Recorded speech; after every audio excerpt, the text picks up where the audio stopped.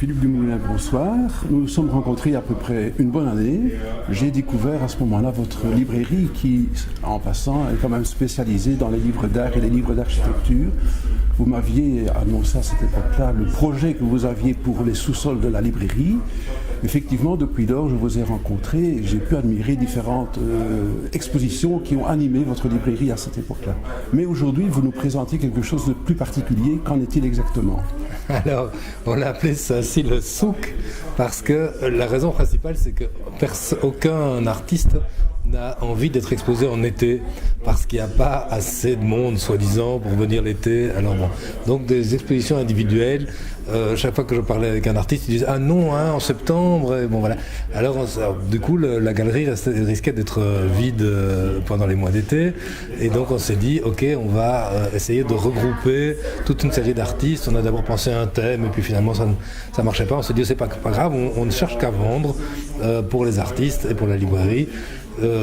Des œuvres diverses, et donc comme ça n'avait pas de thème, que c'était un peu plic-ploc comme ça, on a appelé ça le souk, et voilà, donc aujourd'hui ils se réunissent pour le vernissage tous les artistes qui sont là. Il y en a 17 en tout, et il y a tous les genres environ. Il y a des sculpteurs, il y a des peintres, des photographes, il y a une dame qui fait des lampes. Il y a des créateurs divers, et bon, ça a l'air de bien se passer, et les prix sont aussi extrêmement variables puisqu'ils vont je crois de 15 € à 3000. Ça reste raisonnable pour des œuvres d'art, même les plus chères, et c'est assez c'est amusant, et j'espère que les gens trouveront leur bonheur. Mais après s'être fait un nom au niveau de la librairie depuis quelques années déjà, maintenant c'est la galerie qui commence à se faire un nom et à se faire connaître et très, très prisée. Tant mieux, j'espère, hein. Donc en fait, au départ, la galerie devait vraiment simplement apporter un petit plus à la librairie.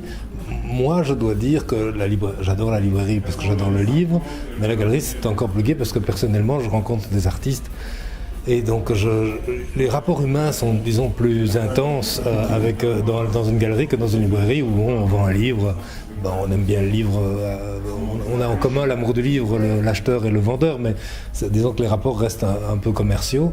Alors ici, dans la galerie, c'est plus libre, disons. Eh bien, c'est bien gentil. Allons découvrir maintenant vos différents artistes. Merci Merci beaucoup. Je vous en prie.